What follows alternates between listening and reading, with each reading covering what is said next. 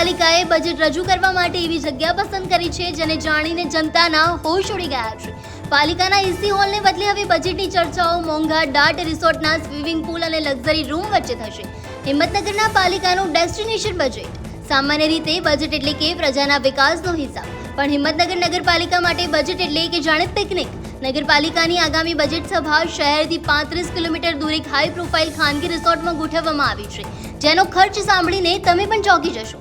જે રિસોર્ટમાં સભા યોજાવાની છે ત્યાં એક દિવસના રોકાણનું ભાડું અંદાજે 28,500 રૂપિયા હોવાનું ચર્ચાઈ રહ્યું છે।